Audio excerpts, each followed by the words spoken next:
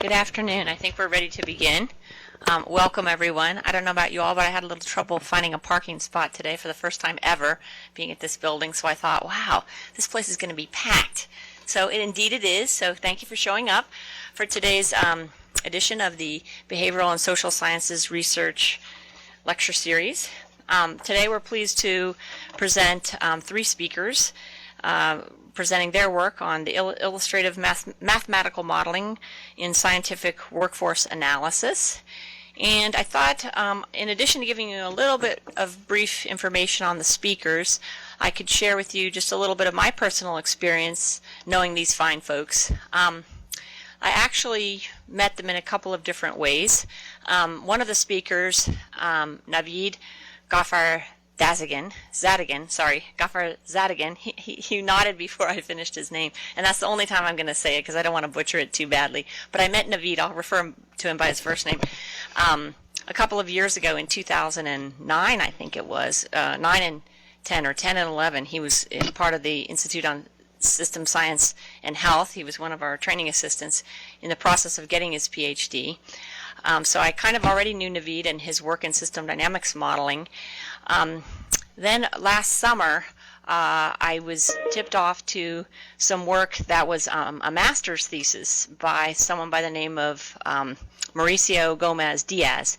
And Mauricio's work was very interesting. It was an unpublished master's thesis. I contacted Mauricio, was able to get a copy of the paper and talk to him about it, and I was fascinated by it. It talked about the doubling of the NIH budget back in the late 90s and early 2000s, and the impact that had on NIH, the consequences. I shared that information with my office, and we got very excited about the possibilities of using system dynamics modeling and other kinds of mathematical modeling. In fact, the reason I had brought it to my staff meeting was for the purposes of demonstrating system dynamics modeling. I thought it was a very clear example of how it worked and what it could do. And in the process of that conversation at my staff meeting last summer, we talked about the potential for modeling the behavioral and social science workforce. Then fast forward to last fall, independently, for a completely different reason, I got a phone call from Josh Hawley, who's one of our speakers today from Ohio State University. And Josh and I started talking, and it came out that he was part of this group that was doing all this modeling. And it turns out Navid's in the group, and Josh is in the group, and Mauricio was a master's, is the person whose master's thesis it was at MIT, and Dick Larson is also a speaker at MIT. So I think that the reason that we invited the three of them to come and present their work was to show you, one, how system dynamics modeling can be used, two, the content of their talk, to show you about workforce, biomedical scientific workforce and how it's being studied here at NIH, and third, for the potential for what it can do for the questions we might have. So be thinking about in behavioral and social science, or what are the questions that you might have for modeling the scientific workforce. So without further ado, I'm going to invite them up here. We have one speaker, Dick Larson, who cannot be here in person. He will be Skyping in. If he's unable to do that, we will still have all the presentations today covered. So a little brief bio on Navid. You already heard that he was a postdoc. I'm happy to report he got his doctoral degree. In fact, he's on the job market if you're looking for a talented young person like himself. He is no stranger to accolades. In fact, I was at the System Dynamics Society meeting in 2011 when he was presented the award of the Dana Meadows Award, which is one of their very nice awards for his paper, Beyond Personality Traits and Financial Incentives, Bias and Variation in Medical Practices as a Result of Experiential Learning. And he also got a Lupina Young Researchers Award for that. And he's also been, by the same society, System Dynamics Society, been awarded the Barry Richmond Scholarship Award. But as a matter of fact, Mauricio Gomez-Diaz was Navid's student, and Mauricio also got that same Barry Richmond Scholarship Award for the work that I mentioned earlier on the doubling of the NIH budget. We also have today with us, I'm just going to introduce all of them together, Josh Hawley from Ohio State University. He got his doctorate in education with a special emphasis on social policy from Harvard University, and he has spent his career working on workforce modeling. Dick Larson is at MIT. He's the MIT Mitsui Professor in the Engineering Systems Division and a member of the NAE. I'm looking to Navid. He'll tell me what that is. National Academy of Engineering. Sorry for not knowing that. He's a founding member of the MIT Center for Engineering System Fundamentals, and a longer biography that you can read online. So I'd like to welcome our speakers today, and I guess Josh is first up. And thank you so much for coming. So thank you, Patty, and the OBBSR staff for inviting us. We're delighted to be here today, and I'm glad that the snow didn't kind of hold you up. I'm kind of looking around thinking, what snow? And I flew in last night, and it looked a little snowy where I started in Ohio, and then there was nothing here. And I said, well, why did they hold up the plane all day? So, kvetching here a little. So I'm glad to be here, and I'm excited to be talking to you a little bit about the work that we've been doing as a research team. Is there a clicker? Is there a clicker thing? So I don't have to do that. So, what did we do? Okay. So the first part of this story is a little bit humorous. This is actually true. This project is in some ways what you get when you cross an actual astronaut, Kathy Sullivan, who's now head of NOAA, and MIT professor Dick Larson, and a bunch of policy wonky modeler types, Navid, myself, and others. It's kind of interesting. It's a very interdisciplinary group. We have engineers, we have kind of system scientists. I have this kind of strange degree in an education school that's a little bit hard to understand, but I work in a public policy school. But I think really, it's a testament to NIGMS and their funding on this cooperative agreement that we've been involved in, that they've had all kinds of people come through and become part of the team. So we have population scientists, we've got more engineers, we've got some physicists. It's really quite generative and a testament to NIGMS's review process. I would add that kind of okay. So you press return. So just to start off, a little bit of a humorous side here. I hope you can see some of this, because it's actually, this is the kind of model that we're analyzing to a certain extent. If you think about it, this is our model boundary. We have kind of up here at the top, we have our funding program manager. This is NIH, of course. And we want to say thank you to them. A little angel kind of floating in with cash. Of course, I have a nice desk. Dick Larson has a nice desk. We sit there, and unfortunately, the postdocs are not in a great position, but they're part of the food chain at least. They get to contribute. Farther down, kind of the food chain, we have PhD students and master's students, and don't forget about the undergrads. They actually end up writing and doing our analysis. They just are somewhat of a lower life form, I suppose, down there.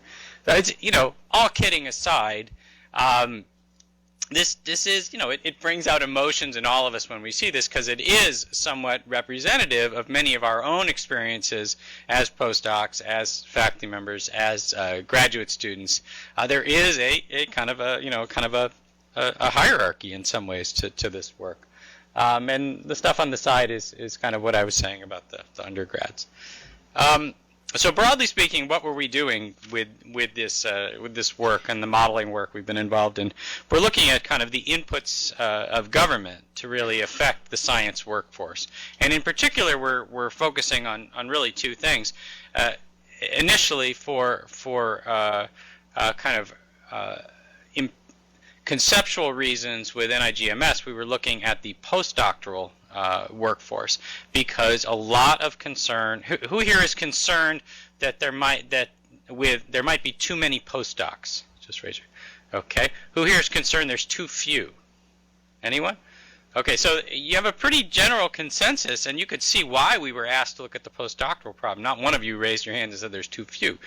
Though if you were in biostatistics, you might say there might be too few, or a data scientist, you might say there were too few. Just depends on the field you sit in. And then, secondly, we're really looking at applying some of these modeling techniques that mentioned. We started out kind of thinking of this from agent-based modeling. We did some conceptualization of the career patterns through ABM. We ended up doing a fair bit of work with system dynamics, and then more generally with mathematical models from operations research. I should say by introduction, I am a subject matter expert. I am a workforce person by training. I'm an omnivore, so I do a lot of economics work and policy analysis and some modeling. So this is a team effort. I think that's good about science. So how does this relate to OBBSR? And I think I spelled it wrong. But the interesting part to me about this is that workforce development is really an application of some of these social and behavioral science interests and methods.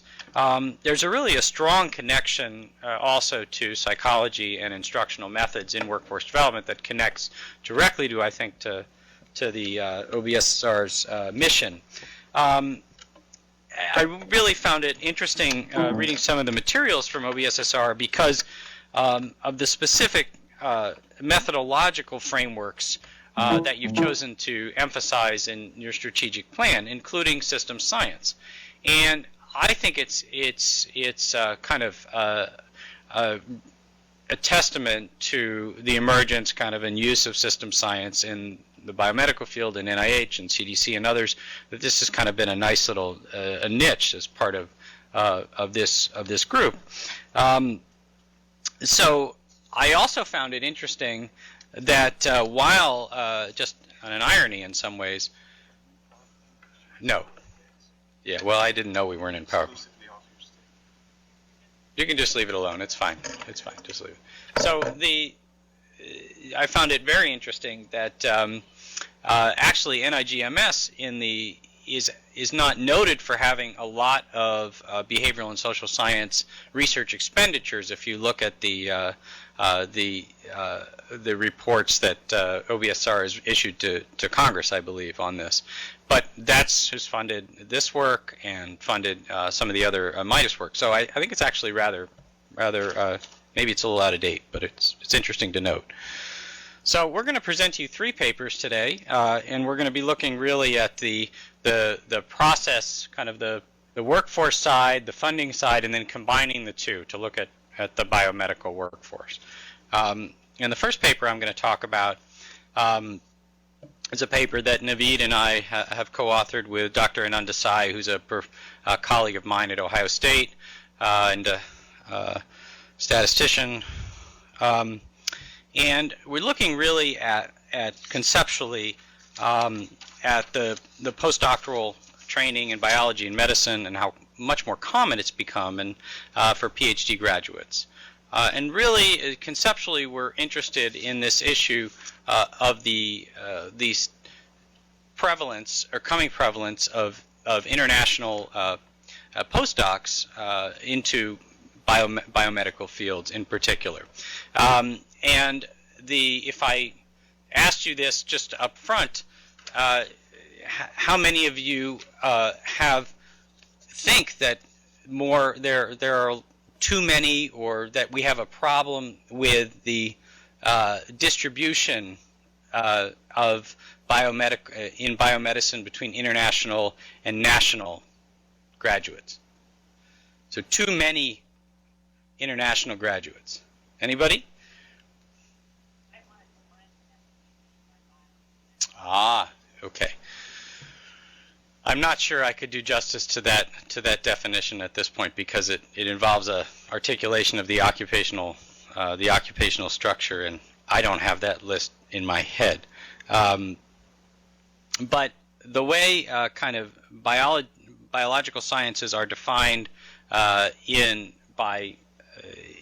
you use the classification schemes you do see that there has been an increase in the proportion of biomedical scientists who are international over time, and that's what I was asking for some percentage feedback, and a corresponding kind of decline in the percentage of people who are national and are postdocs.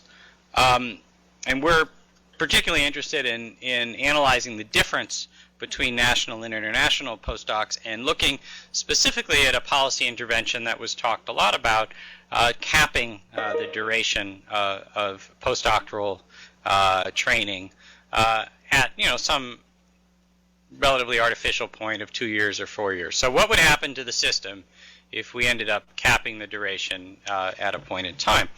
And we're using a system dynamics approach and looking at kind of the feedback mechanisms within that.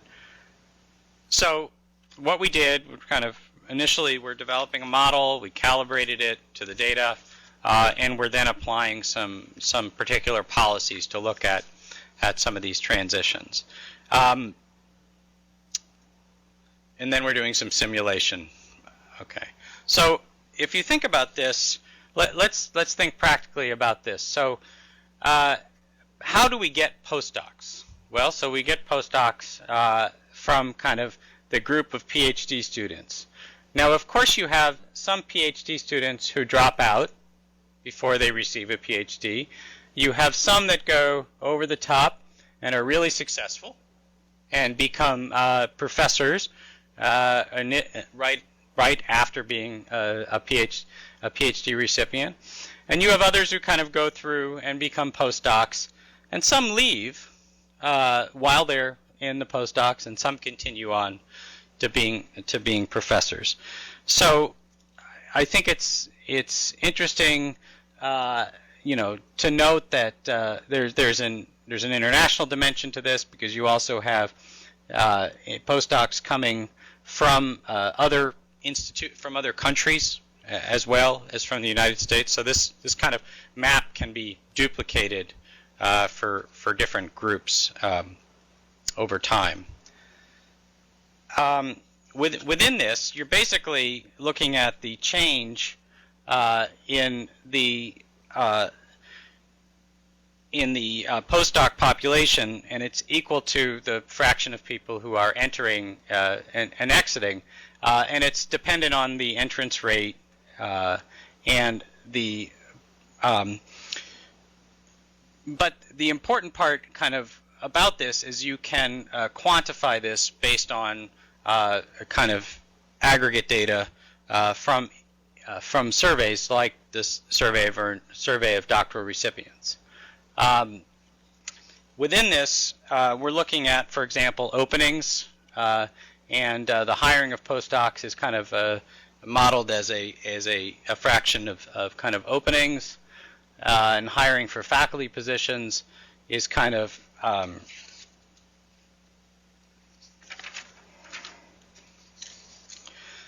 that there are effectively different groups that are able to become postdocs, and that we also look at the exit rate of leaving postdocs. So we're able to make this model generic in the sense that we can create this model both for international and domestic students, for women, for men.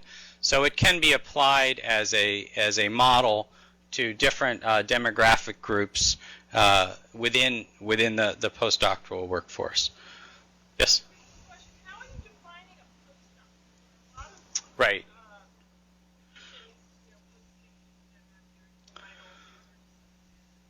Right. So within the survey of doctoral recipients, the term postdoc is used, and individuals are identified as postdocs by themselves, basically. So there is no effort, as far as I'm aware, to make sure that those individuals are defining themselves according to the same classification. I'm aware of there's some conversation about using an alternative measure, early stage doctorates, for example, as a more general term. but given the data limitations right now, we know that these are people who are self-identifying as postdoctorates. We do not know if their universities or their employing organizations are considering them as postdoctorates. That's an important caveat. But okay, so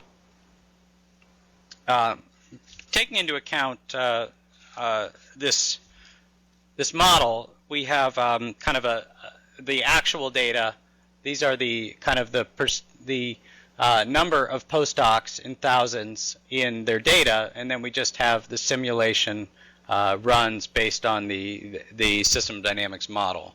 And just to really illustrate to you that the simulation kind of fits the data to start out with, and we are going to kind of test really 3 policies here eventually. We're going to look at capping the duration of funding for postdocs at 4 years. We're going to look at the impact of hiring more faculty in the United States, which actually is an interesting question in and of itself, because if you look at the aggregate, you haven't seen a lot of additional faculty hiring at universities in the last 10 or 12 years, which is interesting in and of itself, whether that's a plausible policy. But it is a policy that we can see what the effect will be on this distribution, the demographic distribution.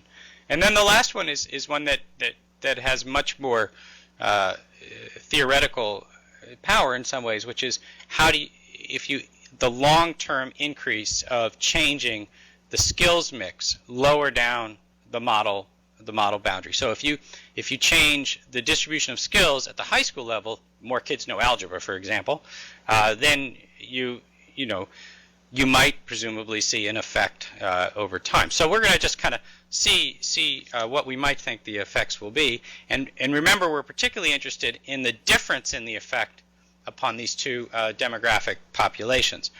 So the first one I'm just going to ask you is what would happen if we capped the duration of postdoc at 4 years? What do you think it would have a different effect on international students versus domestic students? Okay, you're nodding. Okay, up, down.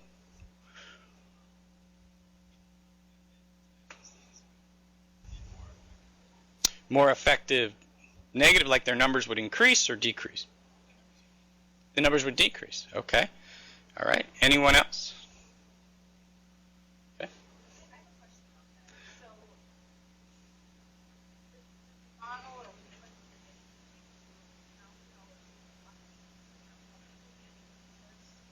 No, we have actually a different paper looking at visa status and its effect, but no, not particularly. No, this is just a discrete difference.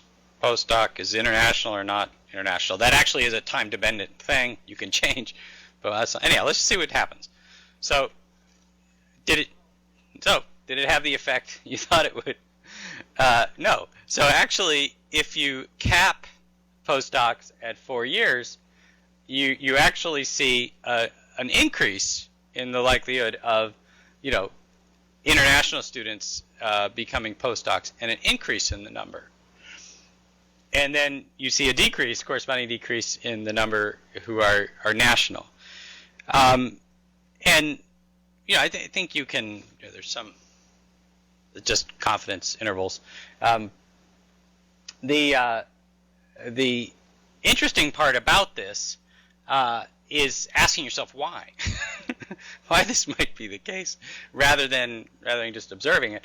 And I come down to the fact that there are, basically, if you limit the duration of national postdocs, are they're able to find other employment, and they're in some ways conceivably less competitive for those remaining positions if the numbers are constricted. And international students are therefore we see in some other work we've done, they tend to publish a little bit more. assumption is work a little bit harder, and the presumption is that more of them kind of increase. Yep. Rob. It's just, I don't know how we jump to the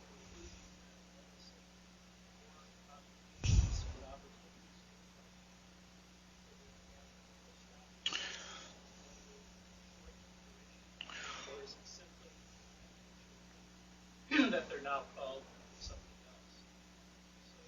else. Yeah, that's an excellent question, and have work. So the question, if I understand Rod correctly, was that whether or not we assume that the nationals are moving out is due to the fact that their job titles are simply changing and universities are moving them to other job titles, or it's due to some change in the labor market. I mean, I think as somebody who's spent a lot of time studying labor markets, I think that there is something fundamentally different about your experience in the U.S. labor market if your visa restricts where you work. You behave differently. So for, we see H-1B recipients who, it's a different category, but you see H-1B recipients being restricted to employers. It does restricts their salaries, it restricts their ability to move. U.S. citizens are under no constraints. So if a university kind of clamps down on them, they can do other things. But I think you're absolutely right. Working in a university, you do see a lot of postdocs being moved around, and that is very critical. So we have one more quick question. Get a little bit of clarification on the term. Is this thing after 4 years? Is this Hold on, Dick is trying to call. Dick, you're in the room with us. Okay. Nope. Sorry. Okay, good. Can you hear Navid? I can hear it perfect, but I can't hear what he's saying.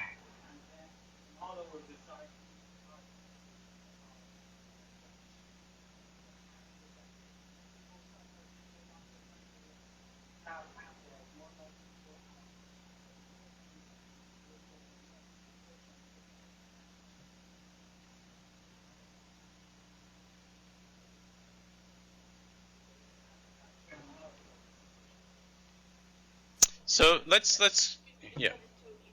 Everything is being recorded on the microphone for the video cast now and in the future. All I'm going to do is ask you to make sure you speak to the microphone when people ask questions. Please repeat them to the people on the video. Okay, thank you. And we do have Professor Richard Larson, who's joined us by Skype. Dick, just so you're aware, everybody can see you. So, okay? I just want you to be aware of that fact. I'd say 40 or so. Pretty good turnout. And they're all here to see you. So, I think these were out of order. Are these? No? Okay. So, this is kind of an example of one of the layers in the model, and it does show several of the loops that we're kind of considering as part of the analysis. One of the kind of loops has to do, and I'll just focus on one here, kind of on the exit rate. So, in other words, you could be a postdoc and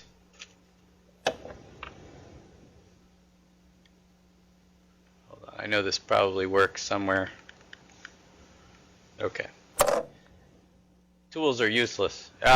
So, in other words, you have basically these four loops differentiated here. They're each considering a particular kind of reaction of the system. In this case, it's hiring. In this case, it's exit. In this case, it's becoming a faculty member.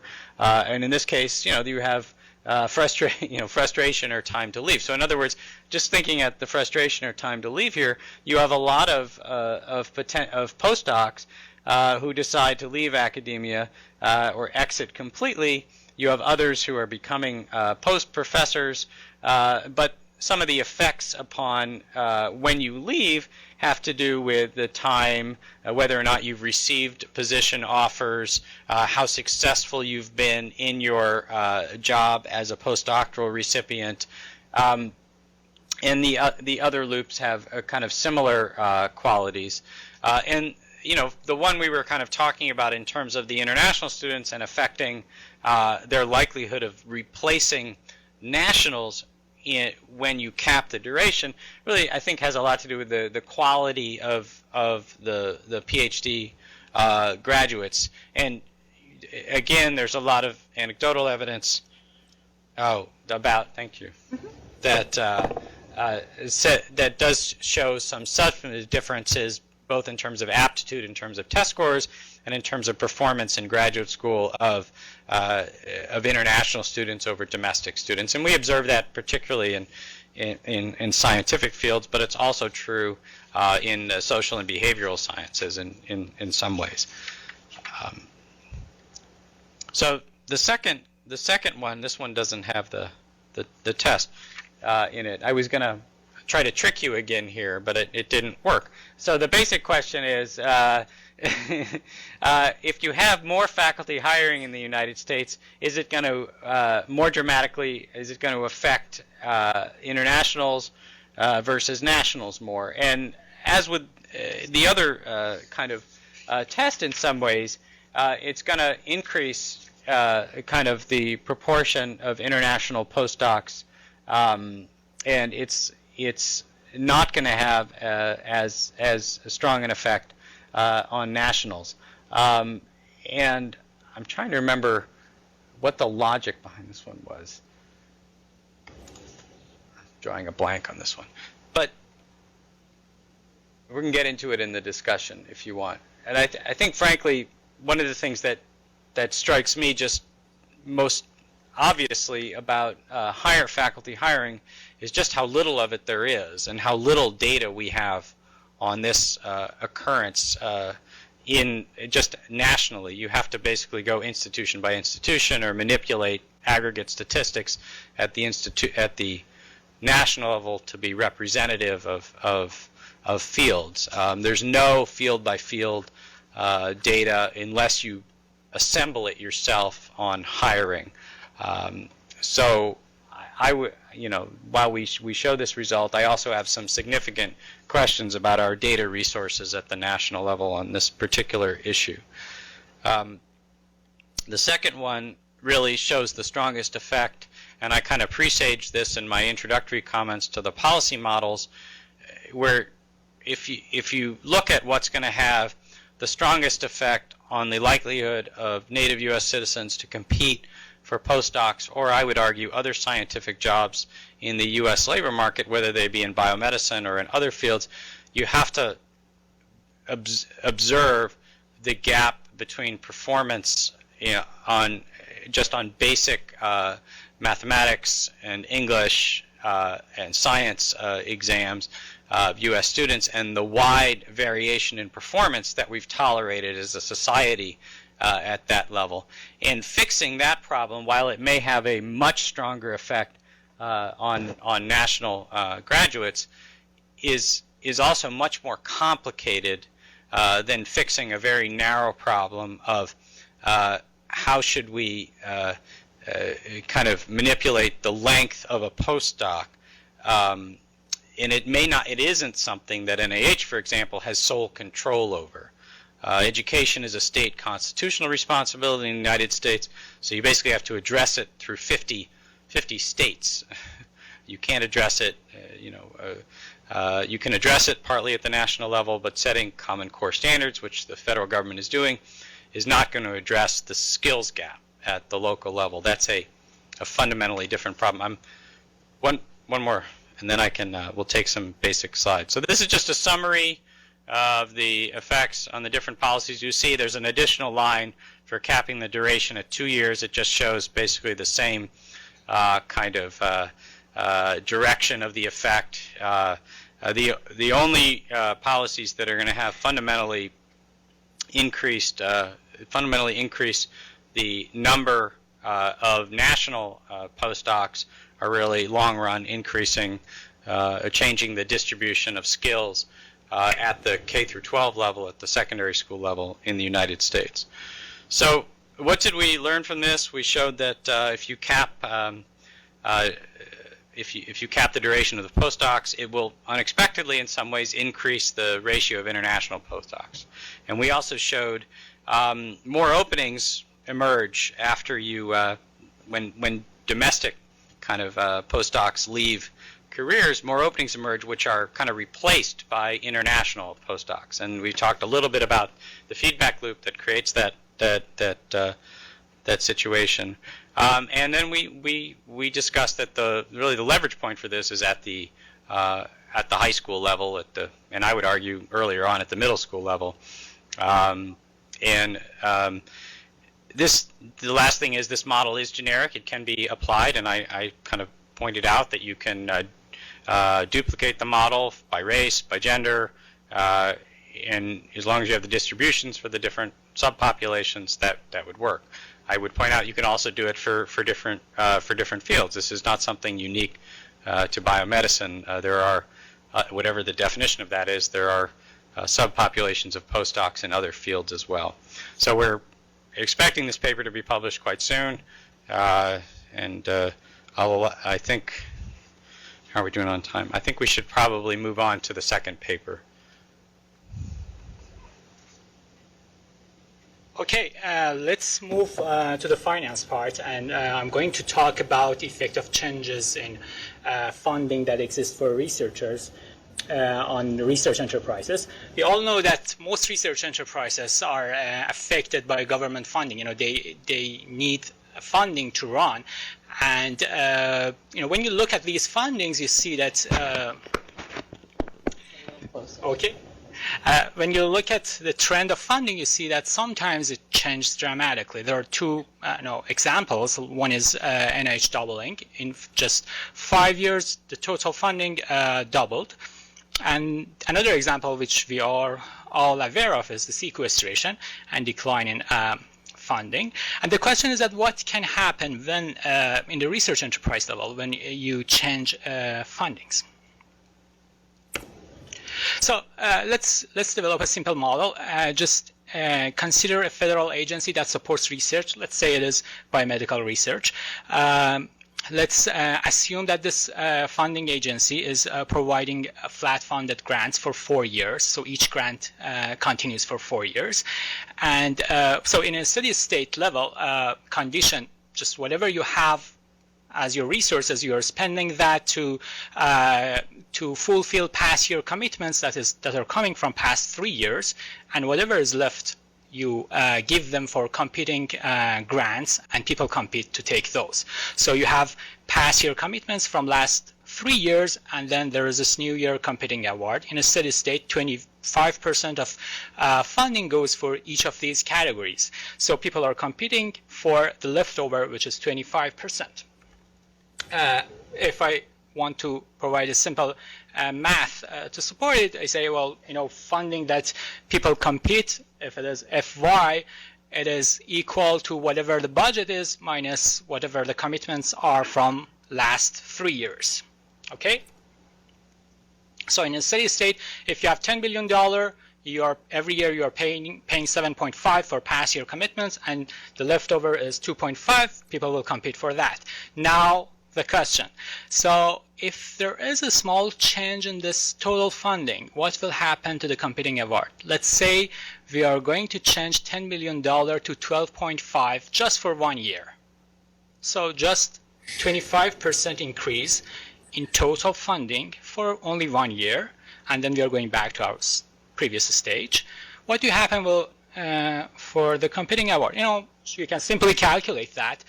And you see that, okay, funding available for 2000, if that's the year that we are increasing funding, will be equal to 5. You know, suddenly the leftover money increases, it is 5, and people are competing for that $5 billion.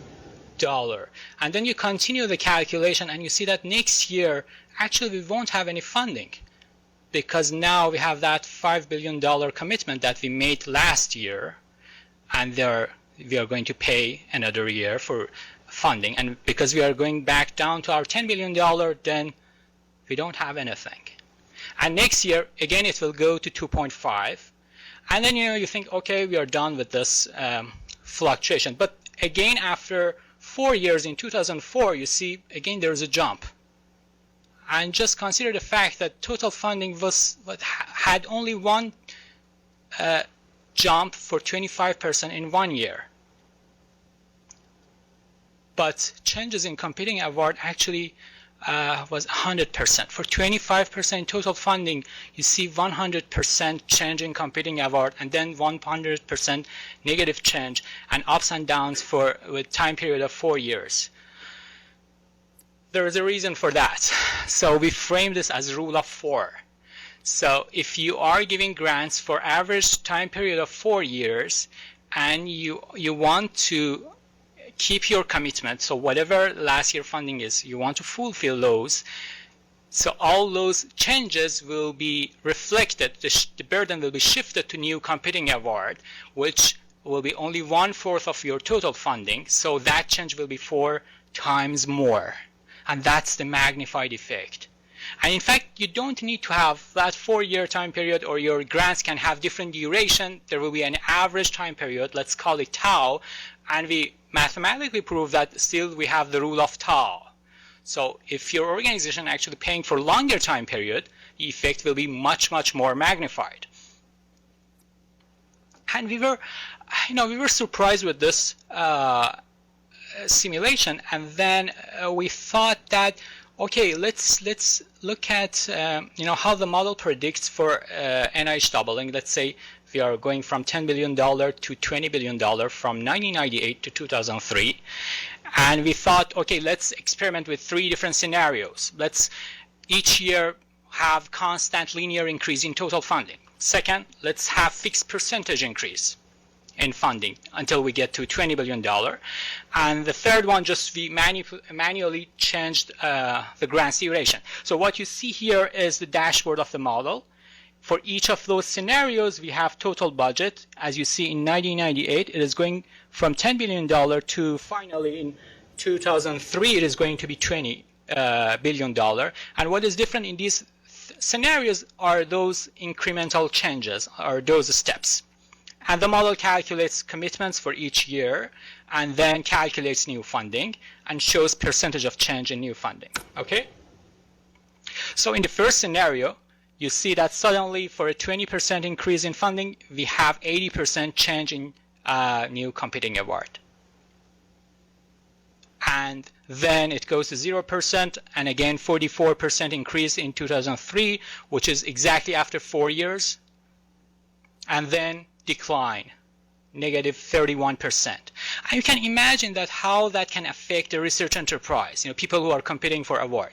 Suddenly in 1 year you have 80% increase, and then in another year you have negative 31% decline. So that can affect how people are working and how people are expecting to get their grants funded. We framed the first jump as early euphoria and the latter down as severe hangover. And the interesting thing is that if you look at the second scenario, so you have less jump. Still, it is huge, 59% increase, but it decreased. And the third one, which we manually controlled that, we were able to change it to 40% increase and the decline to negative 25%. So the lesson that we got in this experimental analysis was that there's a way to control those shocks. So it is really important how you design that transformation process. In all of those 3 scenarios, we are ultimately going to $20 billion. The thing that is different is the steps that we are taking. And let's look at the NIH data. You see that in 1998, when doubling happened, suddenly next year we have a huge increase in competing awards. Okay? And exactly after 4 years, there is another shock. So there is something in the memory of the system, which with the same time period of grants shows itself. And then there is huge hangover. So you see that competing award goes down. And as you expect, it will be reflected in success rate of grant applications. So exactly when doubling ends, success rate goes down, and even the effect is much, much more magnified. In the ratio of fundings that are awarded to competing award, versus past year commitment, you see the same effect. So, in the year that total funding increases, you have less commitment in comparison to new funding, and all money goes to new competition. So the question is, are there any corrective steps that we can take? And the answer is yes. Well, we conducted several optimizations with the model. The first thing that we optimize, as you guess, is the step changes. Okay, so you build this model, you just ask the software to optimize all the steps, give me the steps that I will have less shock. The green graph that you see represents the condition if total funding was just changing linearly. And what you see is a huge increase in the first year, and then after a while another jump, and after a while another jump, as if the system has a memory and fluctuates every 4 years. And in the red one, you see optimization results. So using the suggestions that the computer gives us, we, in this illustrative model in the computer, which is actually, which is of course simpler than the real world, we are able to dampen those shocks and have a smoother path to funding. And in long term, you see that there is more competing award available, or more stable available for researchers.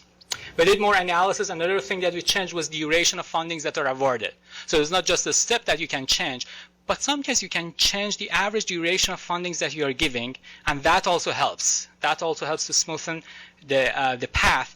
And you see the blue line, which gives a much smoother path, even in comparison to the red one that we simulated before. So, and the discussion has application to sequestration, and we did some analysis with the model that, what happens if you decline the funding. So the rule of 4 says if you decrease total funding by 10%, then competing award will be affected by 40%. So that's what the model says. And then another thing that says is that those shocks will appear every tau years, every 4 years in your system, if you don't do any optimization and control type of policy in your actions. And I mean, the reason that these amplified effects happen is that, just grants take time, and it's not just 1 year grant, and everything that you do now, it will be affected your next 4 years of grant allocation. So this paper is now published in Service Sciences. We'll be glad to receive feedback if you read this paper. We also wrote a note on the application of this model to sequestration and what it predicts based on rule of tau and rule of 4. And it is under review in Science. So one interesting thing that exists in this, you can add to this model, is that looking at the success rate of grant application. If competing award will be magnified, the effect on competing award will be magnified by 4, and people perceive that there is 4 times less chance of getting the research funded, so they're likely actually to try more because they need to bring funding to their school. They're likely to try more, submit more grants, and in turn decrease success rate again lower and lower. So there are mechanisms that actually will go beyond that rule of 4 and actually affect success rate of grant applications more and more. And ultimately, you have you have the research workforce who are just disappointed and losing their interest. To complete this work, and the work that Josh presented, so Josh's work presentation was about workforce development, and the second one was about funding. Now let's combine these two and this work. If you look at the pattern of funding from NIH funding, you see that, well, we all are aware that funding was doubled in 1998 and 2003. And when you look at grant success rate, you don't see a similar pattern. Actually, grant success rate goes down. And the dilemma is that how you can increase funding, but the success rate of grant application at the same time goes down. You have more funding, but still less and less people, fewer and fewer people are getting that funding. If you talk to many scientists, or you just ask about the common mental model of how people look at this problem is that, well, you increase funding, then research activities will increase, and then research discoveries will increase. So it is a good thing to do. It just helps the community. Okay? Let's look at more aspects of this model and try to find about complexities that exist in the workforce development. Okay. Let me say that, assume you are in a context where research discoveries are important for us. Okay, it is very important to see the output of researchers and it influences economic growth. It's like all countries. And you have some standards for that. You need some level of finding in your biomedical research. You need some new drugs to be invented, and that's important for us. And if we are far from those goals, we try to increase funding and then do more research activity because you have increased funding and get to that discovery level that is desired for a country. And usually these research are done by researchers, right? There is a physics behind this. There are researchers who get some portion of this funding, and when funding is available, they actually can work more, they can spend their summertime, they can go to more conferences, and at the end you expect that there will be more research discoveries. Another good effect of more funding is that it can help to equip facilities. You will have, in laboratories, you have more material to do research, and you have things that you expect. You need to have better research activities and more productive research. And another good effect of funding is that you will have more researchers. You can hire more PhD students, they study, and they join to the pool of researchers, and ultimately they do more research, right? So these are intuitive things that might happen. And if you look more carefully on this graph, you see that when number of researchers increase, after some delay, they become grant applicants, right? So it is like, well, in long term, what will happen when you have more PhD students? You will have more people in postdoc positions, and there will be more grant applications, and success rate will go down. So your funding won't be enough to this new workforce.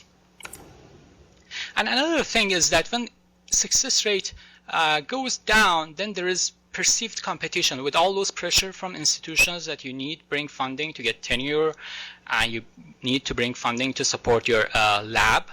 Then you see that, well, it is getting more and more difficult. You try harder to bring funding to your institution. So you write more grants, and application per researcher is increasing, number of grant application increase, and in turn, again, application success rate goes down. Like a vicious cycle that moves, that decreases grant application success rate further. What do you think will happen when you have more research facilities, you have more researchers, and the university thinks that, well, we have invested all these, now we should use them. So there can be more pressures on researchers to bring funding. There's more expectation from universities, so researchers get funding.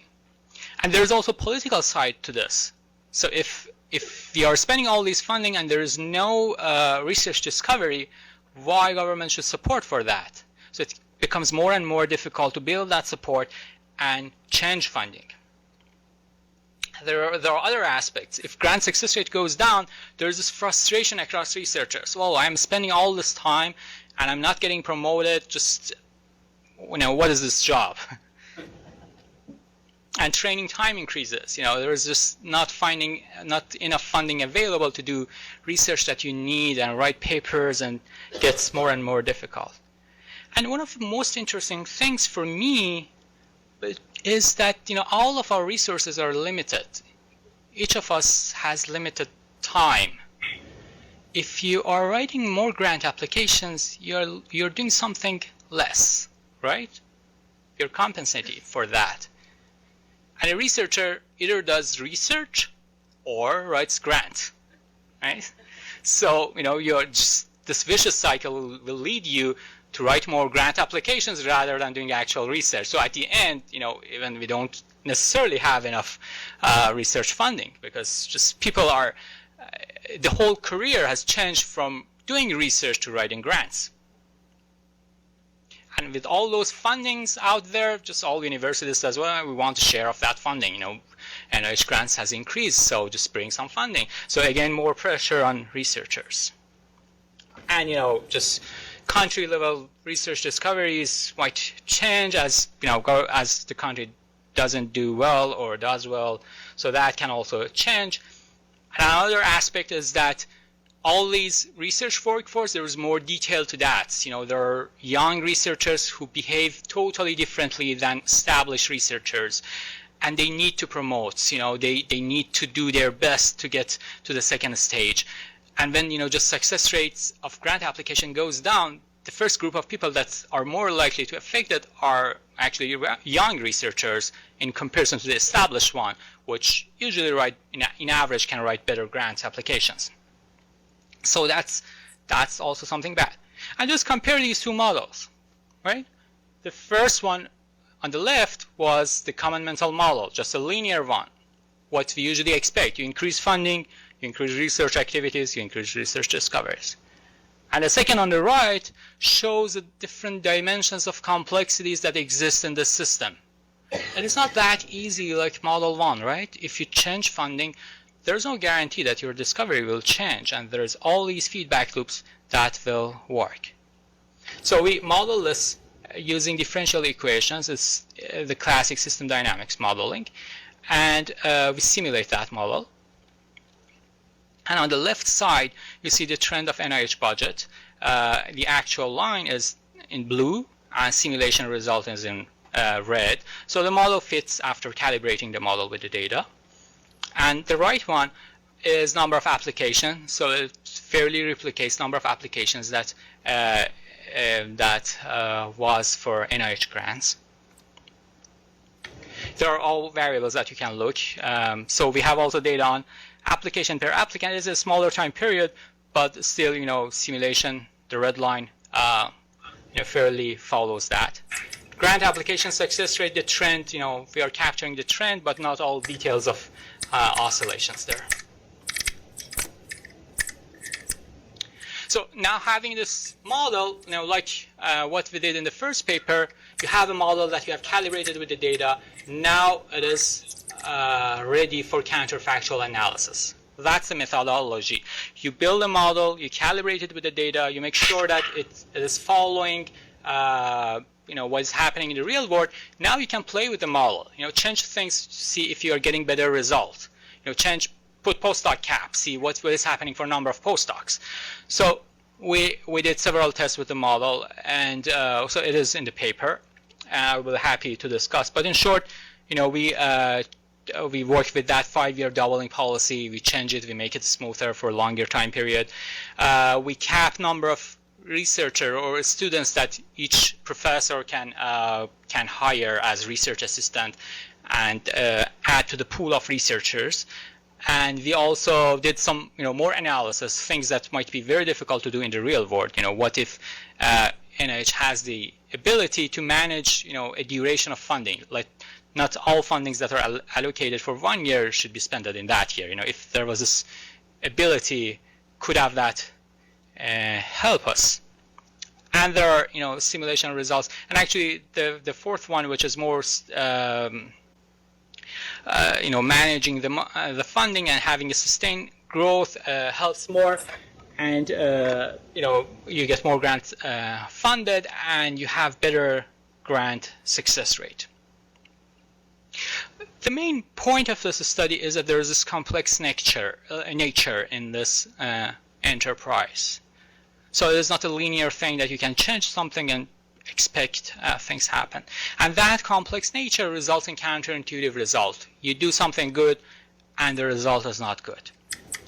Another thing that came from simulation was that, well, this sudden and significant increases in funding might not be good. So connecting this study to the previous study where we also tested sequestration, the main lesson is that actually sudden changes are not good in any direction. So just having a more predictable environment significantly helps researchers and is good. So that stability plays a crucial role for researchers. And well, yeah, we don't know if the fourth one is possible, but simulation kind of supports if there was no restriction to spend all budget. There was this longer term budget for planning. That would help. And the fifth point is that we should be aware that all these PhD students that are entered to schools as a result of more funding, they will become eventually grant applicants and they will decrease grant success rate. So if you are trying to adjust grant success rate to some desired number by increasing funding, that new funding will bring more applicants in the long term, and again grant success rate will go down. So that's the feedback loop that results in what we call policy resistance.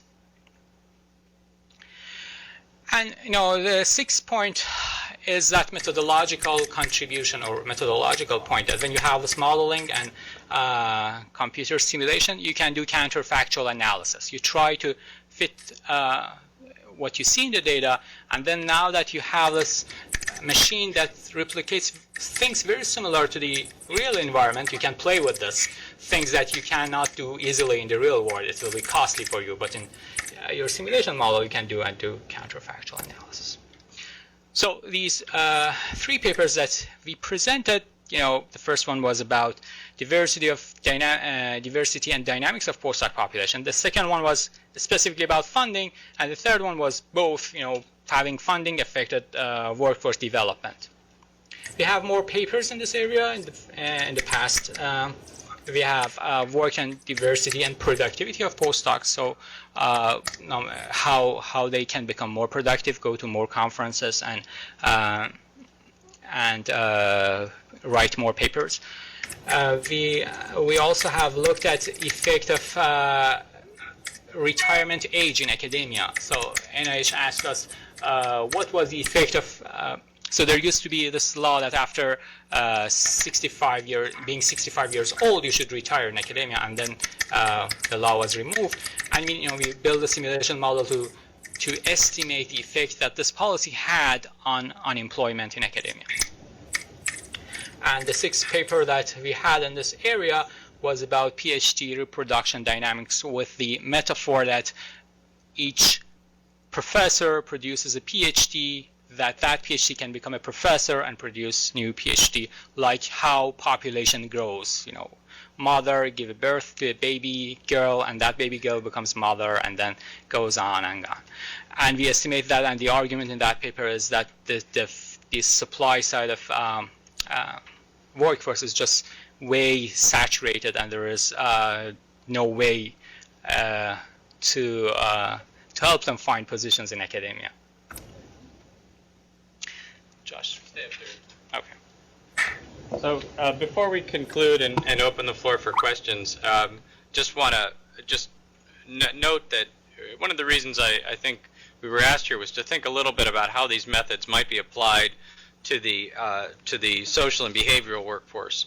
And I think there's no reason why, for example, in the first paper, you couldn't model the same kind of postdoctoral experiences in, say, psychology or economics or other fields. The proportions change over time of each discipline, who graduates, who goes on to a postdoc, but so you have different questions in different epochs, but there's absolutely no reason why you couldn't ask that in a of different disciplines. The second one is that we want to know if shifts in funding, maybe just to mute his mic. Okay. Will specifically impact the social and behavioral workforce differently. So the second paper, really. So did we have major increases? Did we have major increases in funding on behavioral and social sciences workforce if we saw increases in the NIH funding, or did sequestration, for example, something on everybody's mind, disproportionately affect particular disciplines over others? That's something I think the modeling work could shed some light on. You know, I think the last one is in terms of the work we've done on the success rate. Could some of the work here, particularly with system science, shed some light on this issue? I think we've left some time for questions. Yes, Michael. Thank you very much. Your talk gives a lot to think about. I have two questions to help with my digestion of this information. I was wondering what your thoughts were. So, on the first question, you assumed fixed preferences. That is, if the length of time for postdocs were to change, and the preferences for international students are for short and national or native-born for long, it's naturally going to favor those who want short. So in a way, I feel you got kind of what your model assumed. Mm-hmm. But what if preferences were endogenous to the policy itself and native-borns were to readjust? Question one. Question two, your optimization routine in your financing assumes an averaging that is only known after the fact. When bulges of cash come into a system like NIH, it's not like we know 10 years from now this is going to be the average and therefore we can hold back or move ahead with 3% grade even though we've got a 10% increase. And besides the legality of just hoarding onto the cash as a question, this idea of knowing how to smooth the future is not clear except when you've got the data in hindsight. What are your thoughts about that? Something that just occurred to me as you're talking was, would you suggest something as interesting or draconian, however you look at it, as limiting the amount of applications per state or school? I don't know. I'm kind of wrapping my head around this idea of the smoothing function thing, and I see it's a very complex issue, but I'd love to hear what your thoughts are. So I just have one very quick comment, then I'll let the others talk. Just in terms of the first one, I actually think that it's not simply preferences, it's also restrictions put on individual behavior by either their visa status or by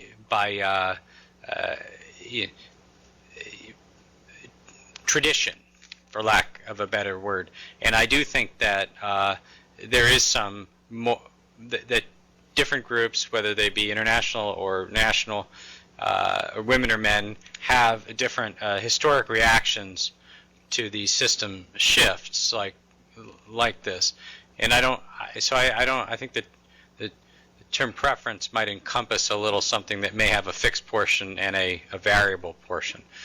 Then I think I'll let Dick or Navid take over. So do we want to finish Michael's question?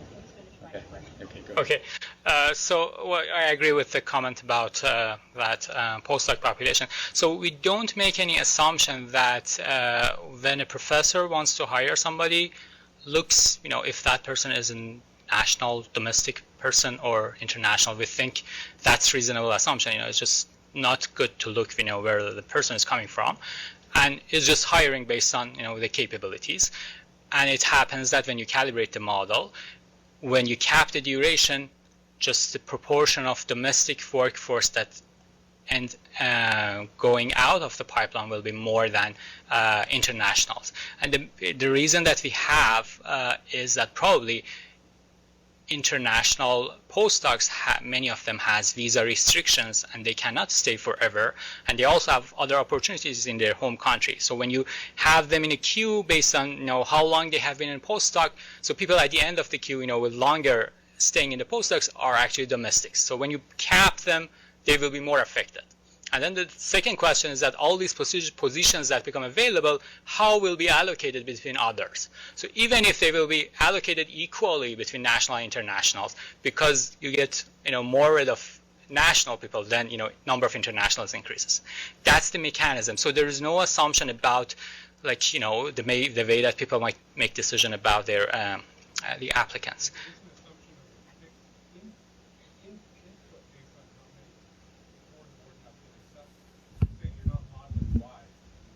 preferences nor how the faculty actually choose them. You use But the in mic. fact, you gotta are. use the mic, yeah. In fact, you are.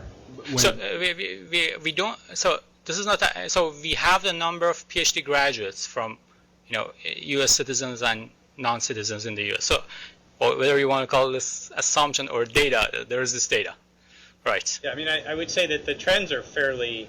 I mean, the trends are there. They exist in the data, and so. But then I think there were other questions. So. This isn't it. Perturb that assumption, that's all. Okay. That's a good question. I Yeah. think you're right. There's a mixture of fixed and variable preferences. Right.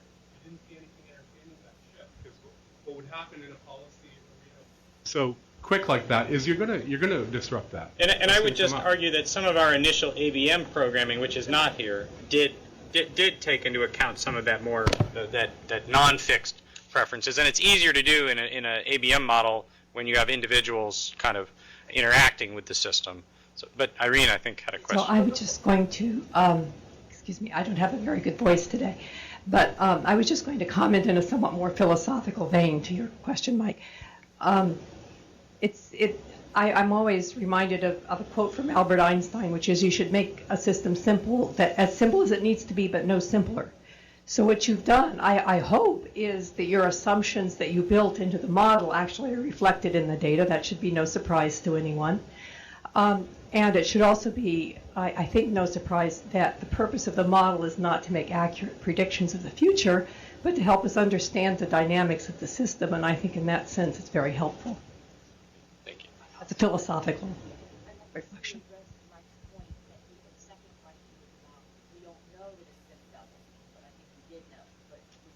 Yeah, so that's a good question. So in the paper, I'll be happy to share the hard copy of the paper. In the paper, we test different scenarios. What if you know, like 2 years before doubling, that doubling will happen, and what if you don't know anything and it happens just that year? And you have all this. Obviously, if you know much before, you will have a better policy. But still, if you don't know and that happens in the same year, still you can do many things about that. And again, grant duration for the year that you're awarding is important. And the increments that you're going to change, if you had the ability, as NIH to change it, it could have helped.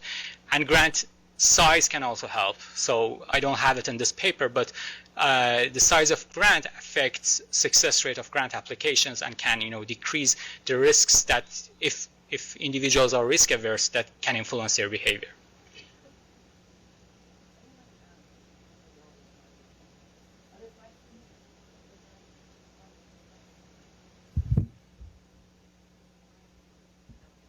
Okay, so, go ahead.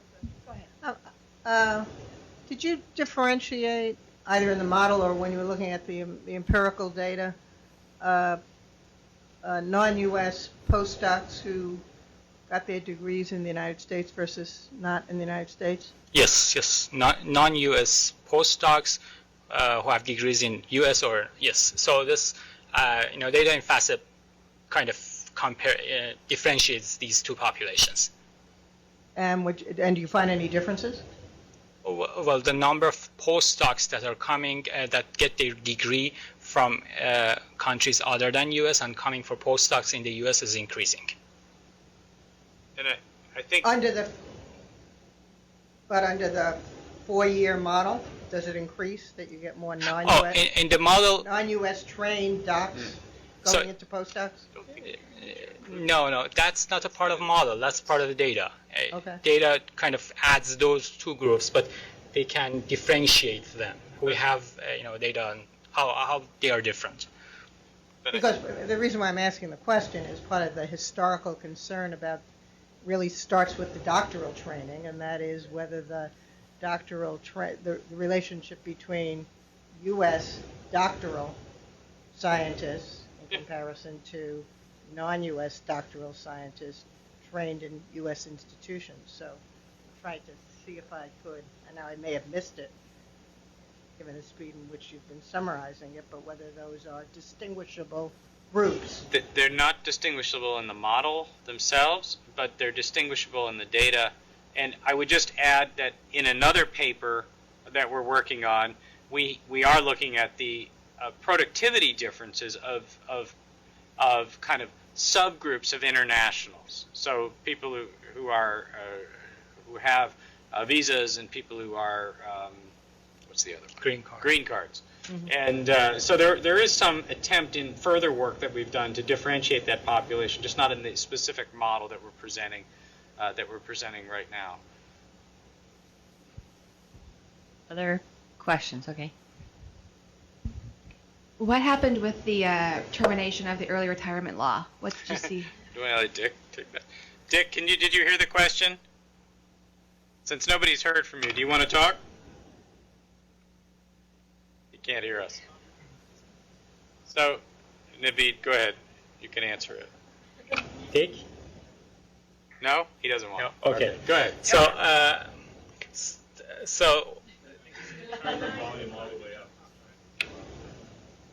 I can't imagine he wouldn't want to talk. Can you hear me? Can you hear me? Yes. Hello? Now we can hear you. Please. Ah. Yes, I just wanted to, there was a question asked about 5 minutes ago about the fact that, and Navid answered it well, that you don't know 5 years into the future what the funding levels will be. But I think the simple physics that we generated with those difference equations showing the huge sensitivity to what might be looked at as minor percentage differences, ups and downs in funding levels, and the rule of 4, and for the CDC it would be a rule of 5, is an educational experience for all of us. And these results, I believe, should go to Congress, who's in charge of congressional appropriations and budgets from year to year, and they should know that an apparent small increase or a major increase, like doubling over 5 years, can have substantial effects in terms of what we call early euphoria and then substantial hangover afterwards. But even this, with the sequester, which is about a 7%, I guess, in the remainder of this year, the rule of 4 says that's a 28% effect on new awards if you don't change the magnitude of the obligations you have for the past 3 years. And so that's a simple physics. I think it obeys the Einsteinian thing of keep it simple but not too simple. These were surprises to us as to how sensitive the system is. And I think we need to get the word out to those who do the appropriations.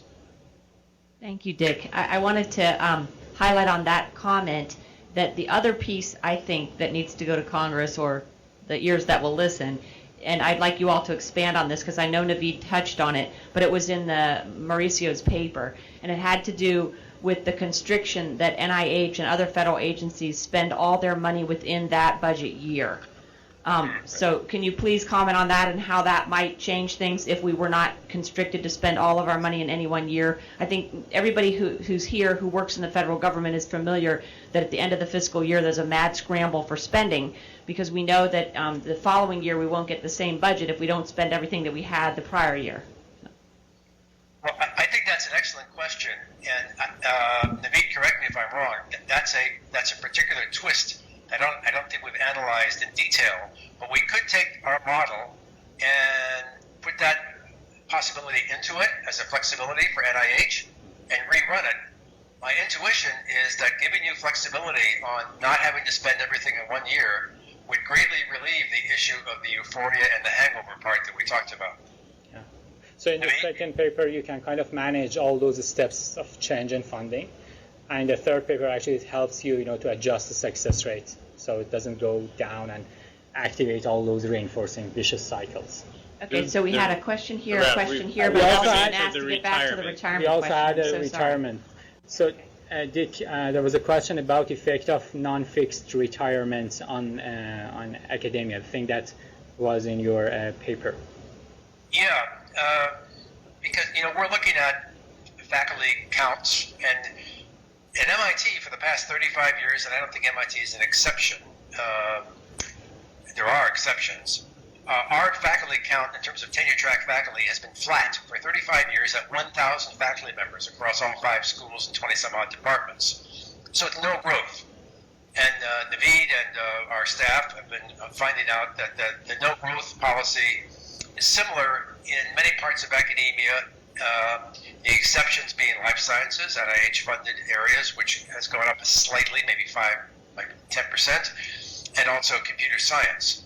So you have an increasing number of PhDs being produced, running faculty slots where the faculty growth is basically zero, but it's worse than that because Congress twice passed laws that said, first of all, mandatory retirement was going to be at 65 for MIT faculty, most faculty around the country.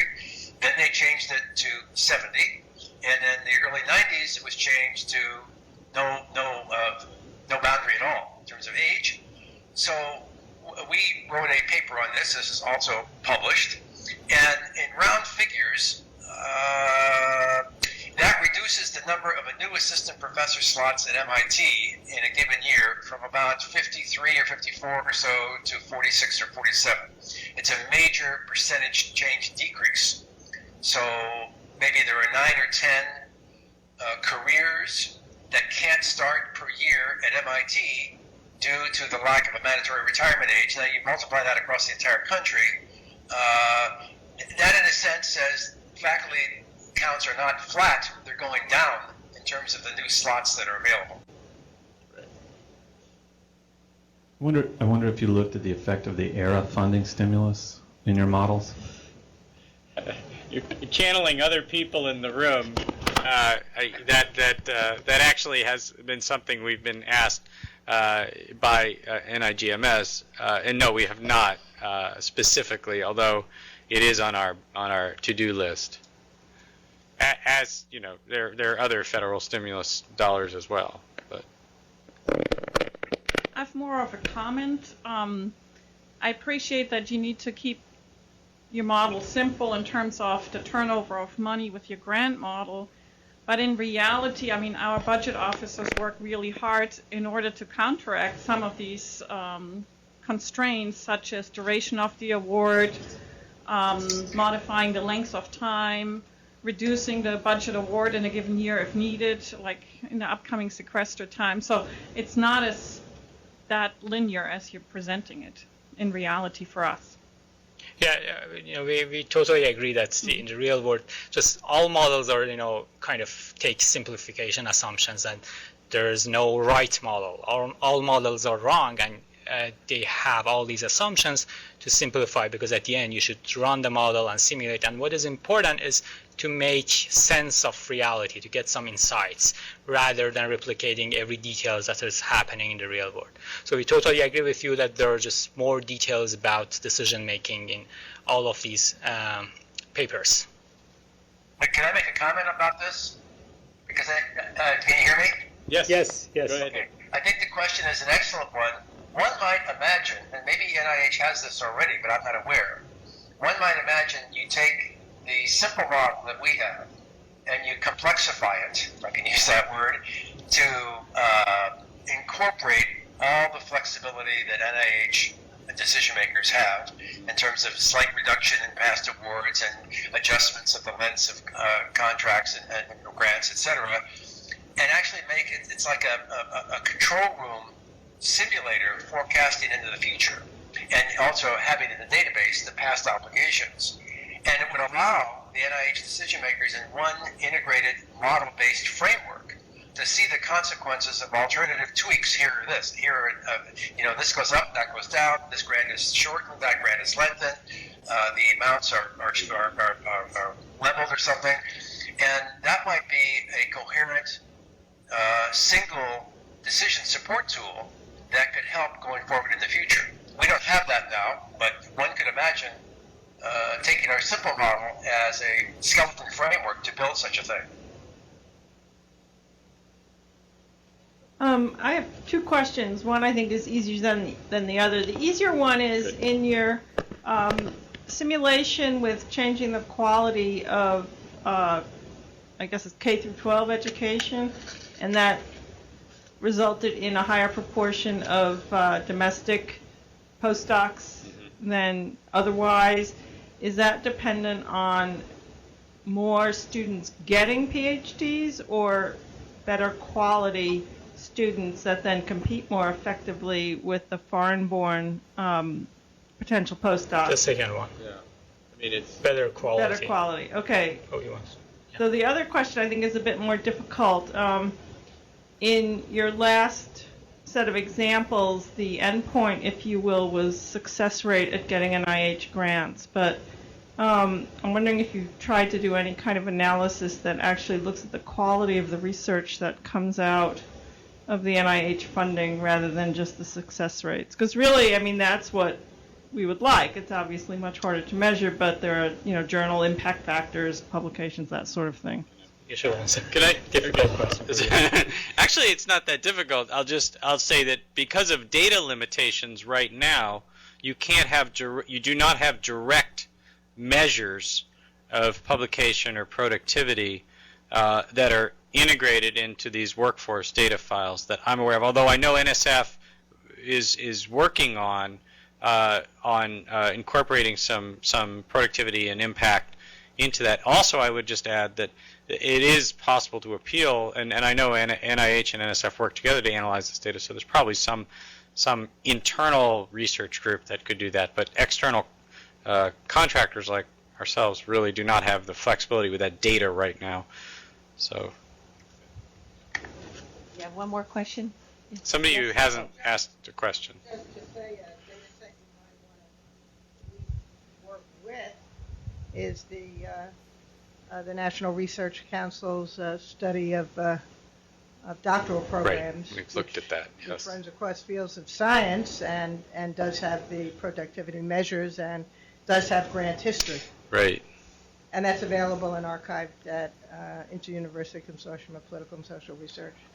I think we've looked at it for some. You've looked at it already? We've not for the modeling, but we're aware of it, Yeah. and I think we've been focusing on a lot of the survey data that allows you to kind of look at panels over time at the individual level. What I'm suggesting is the only data that's been publicly reported has been the program level data, Right. but the data that are archived include the faculty survey. Okay. And that is individual. That level is data. different than what I've known about Right. before. So I'm glad And to hear so, about that. yeah, Thank so you. Because the reason why I said, have you already, because it really was just transported this fall. So No, we it's haven't. announced, but you would have to really kind of mine it and probably get into some of the restricted Okay. data Thanks. files. Thank you. Oh, yes, yes, that's what ICPSR is. Okay, so you all will connect. I think we have to end it. We're about at time. Okay. But I did want to thank our speakers for coming today. And Dick, thank you for participating by webcast or Skype. Thank you very much. And I did want to say that I believe we've just scratched the surface. This is my opinion. And I feel like there's a lot more here. So stay tuned. We'll be monitoring this topic for the Thank you. future. Thank you all for coming.